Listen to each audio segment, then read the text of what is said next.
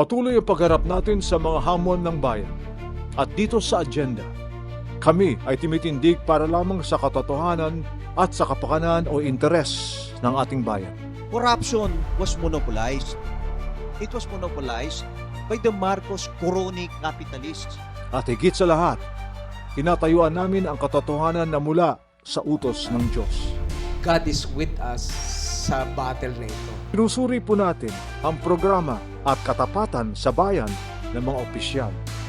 You were elected by the people. You are the choice of the people in whatever position you have right now, and you're supposed to represent them and what is good for the country. At gayon din, ang mga pamamaraan ng tapat at matapang na paglilingkod ng mga lider ng iba't ibang sektor ng lipunan. Diyan ang komisyon. Hindi naman po yan bago. Hindi rin po yan yung mga insidente na ngayon lamang sumusulpot. Wala pong lugar dito ang fake news o disinformation na tunay na banta sa katotohanan ng ating karanasan bilang mga Pilipino. We must all continue to stay strong, healthy, safe, and truly free. Samahan niyo po kami sa patuloy naming pagsulong sa katotohanan ng pag-ibig at pangangalaga sa ating bayan at sa kinabukasan ng bawat Pilipino. Dito lamang sa agenda. Mamamalas na naman natin ang isang impeachment trial sa ating bayan. Ang tanong, tawad bang pagkatiwalaan ang prosesong ito na natanggal sa pwesto kay Pangulong Joseph Estrada at kay Supreme Court Chief Justice Renato Corona? May mga nagtangkading impeachment kay dating Pangulong Gloria Arroyo dahil sa malawakang pandaraya noong 2004 national elections, subalit napigilan ng kanyang mga magagaling at makakapal na kakampi sa House of Representatives. Hindi natapos ang paglilitis kay Estrada pero siya ay naalis pa rin bilang Pangulo. Mismo, ang presiding judge ng impeachment na si Chief Justice Hilario Debide ang pumayag at sumali pa sa walkout ng mga senador. Sila ay hindi sumang-ayon sa desisyon ng majority na isang tabi ang isang envelope na naglalaman di umano ng malakas na ebidensya laban kay Estrada. Ito ay humantong sa isang political protest na sineportahan ng militar at tinawag na EDSA 2. Si Corona ay na-impeach dahil sa kakulungan ng impormasyon sa kanyang SALN na isang tanda daw ng culpable violation of the Constitution. Sabalit ito di umano ay utos ng Pangulong Noynoy Aquino na masyadong dismayado sa desisyon ng Supreme Court na ipamahagi sa mga magsasaka sa wakas ang mga lapain sa Hacienda Luisita na pag-aari ng mga pamilyang Aquino at Cojuangco. Lumabas ang paglabag ng ilang congressman na impeachment prosecutor sa rules of court nang magkuntsaban sila para sa illegal na paghain ng ebidensya na parang napulot lang at iniwan sa garahe ng isang congressman. Masyadong dinidib ni Corona na ayon sa kanyang pamilya ang ganitong political oppression at injustice. Siya ay natake sa puso pagkaraan lang ng 3 taon at pumanaw. Sana na may nag-iwan ng malaking aral ang 2 nagdaang impeachment trial na yan. At sa darating na paglilitis si Vice President Sara Duterte, imiral lamang ang katotohanan at tunay na hustisya para kay Duterte at sa bayan, at hindi ang matinding politika na parang sumaklaw na sa ating kultura at pamumuhay. Kasama sina Matt Nabalta at Daryl De Jesus, ito po si Dodi Lacuna para sa Agenda. For today, we would find out whether this will be a case of vindication or reconciliation. Welcome to this episode of The Agenda, brought to you by Everything for Good Consultancy in cooperation with Impact Publishing. Our guest for today has worn so many hats. She can be called as an attorney, chairperson, justice secretary, senator, and now congresswoman. But for me, if I may, Mama, I will just call her one title. She is a crusader. So when it comes to truth and justice, allow me to welcome our crusader for today, Ma'am Laila De Lima. Thank you, Fred. And good to be in your program again, The Agenda. It's been a while. Maraming salamat sa iyo. And of course, I was able to watch some of the episodes of this show. And I'm looking forward for today's our talk today, our conversations today. At nagpapasalamat din ako kay Dodi for that wonderful prayer. I really need that, especially nowadays. Prayer for me and prayer for the country, especially for our country.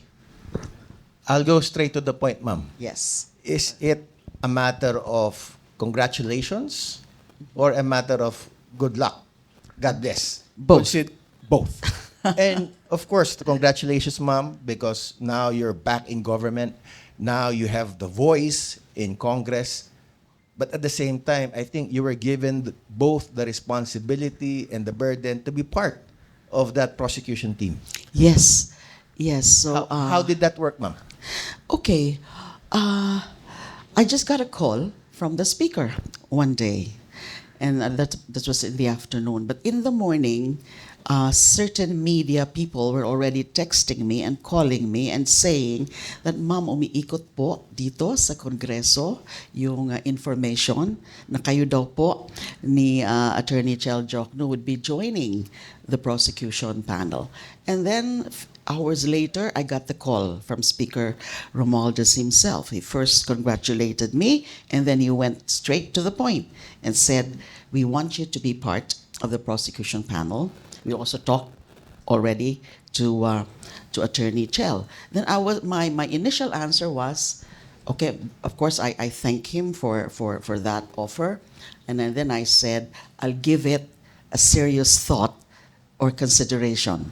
But he said we need your answer now. And then I asked for a few minutes. So sandali lang po, Mr. Speaker, can I just call you back?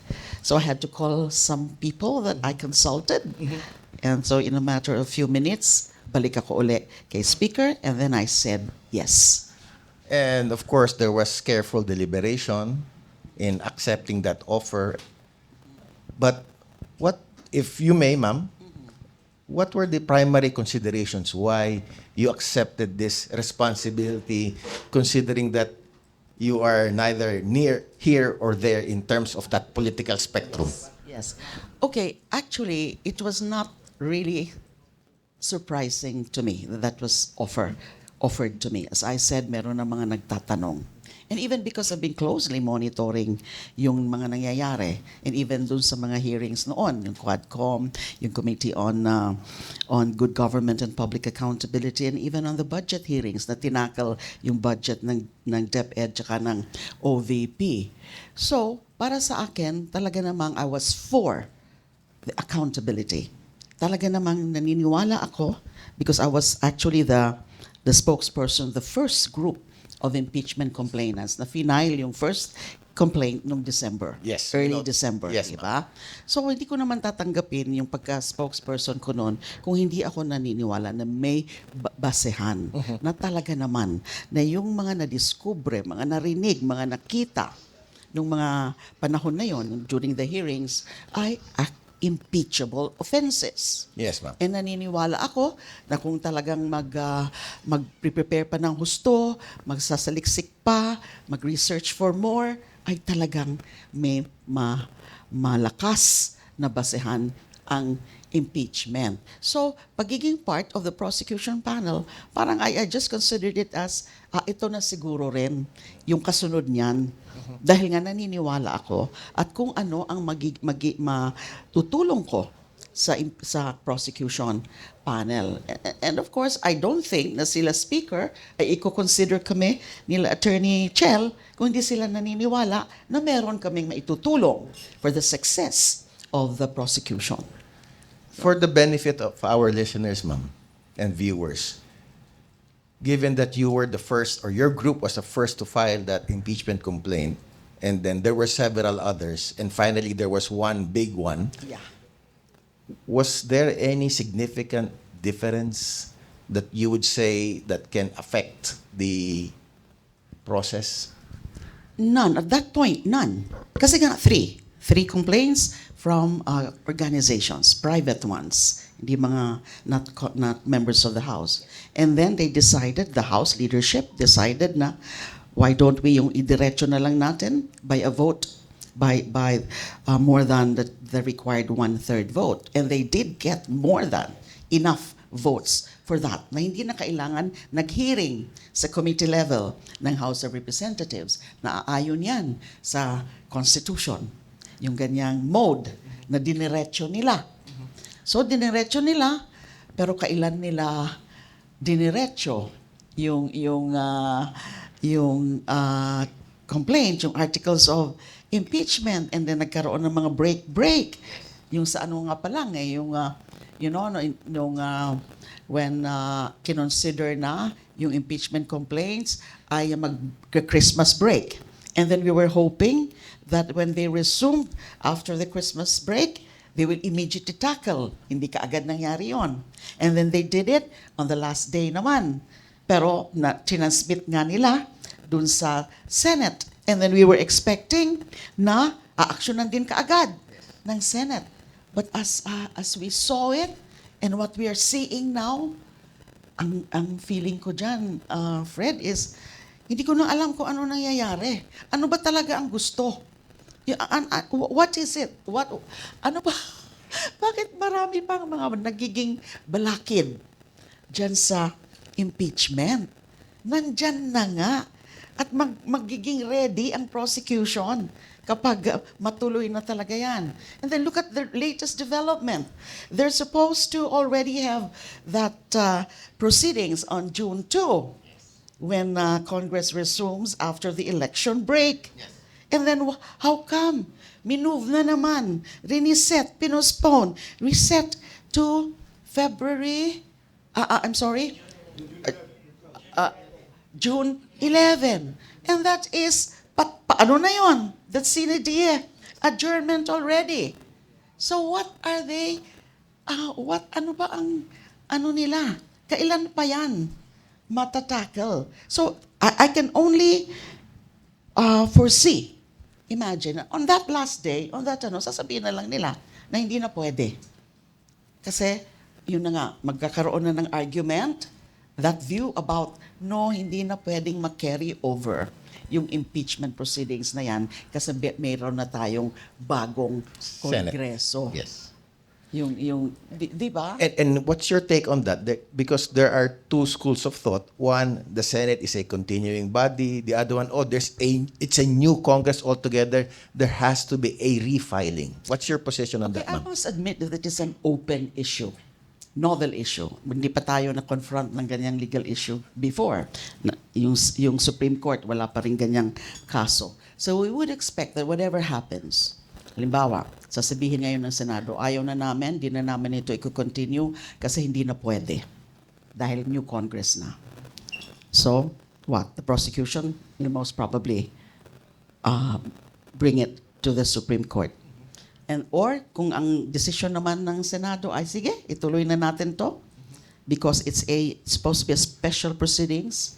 It's not an ordinary legislative function. It's sui generis. It's one of a kind. So hindi pwedeng i-apply lang yung mga ordinary rules ng Senado. Kaya nga meron din rules for impeachment, and what is most important is yung nasa saligang batas, yung sa Constitution, dapat tuloy-tuloy din dapat yan. So iaakyat din yan ng defense sa Supreme Court. So ultimately, Supreme Court ang magde-decide, but in the meantime, lalo na kung maka-TRO sila, may stall na naman the impeachment proceedings. But we're getting mixed signals also, and even from the President himself. And that's my next question, ma'am. Because again, this appears to be the result of the rift between the erstwhile UNITEAM. So, since the President himself has not said just once, quite a few times, he does not want this, how will it affect the motivation of the prosecution team to really push this? Okay, first, Fred, I'd like to clarify that I'm not speaking here actually in behalf of the prosecution. It's my personal view, itong mga linalahad ko ngayon. Because, first of all, hindi pa ako official member of the prosecution panel. I was invited, I said yes, but since hindi pa naka-officially assumed as member of the House of Representatives, pareho kami ni Dean Chell na hindi pa kami miyembro, hindi pa kami official. So I cannot really speak on behalf of the prosecution.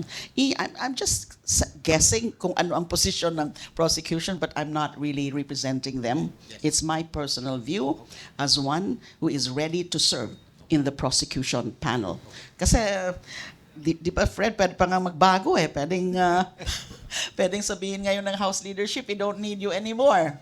Either or both of us, ni Attorney Dean Chell. So that's perfectly within their prerogative kung ano ba talaga, gusto ba nila kami or hindi. So anyway, so makakastall yan ng impeachment proceedings. Ano ba yan? It just shows weakness actually in leadership. Na, okay, really, that is a congressional matter and we have separation of powers. But in reality, di ba, this is both a legal and political matter, a legal and political trial. So people will not believe if a president says na wala akong pakialam. Kasi in the first place, hindi ko gusto. But this is a very significant matter na hindi madalas nangyayari.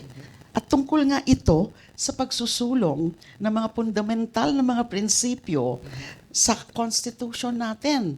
Truth, justice, and lalo na accountability. Kaya meron ganyang proseso. So at least show your interest. Okay, you don't really intervene because that is supposed to be what is expected kung the separation of powers is at play. But at least you show interest. Instead of discouraging people, you have to show, ito, importante ito. Kaya dapat seryosohin ito ng Kongreso. Without necessarily saying, I am for it. I want VP Sara to be impeached and to be removed in office. So it's not necessarily you are against the person, but the conduct of that person in pursuit of accountability. Exactly, Fred. This is beyond personalities. Yes, ma'am. And this is beyond political agenda. Dahil sa lighang batas na ito, accountability, para pa yung mga hearings na yon.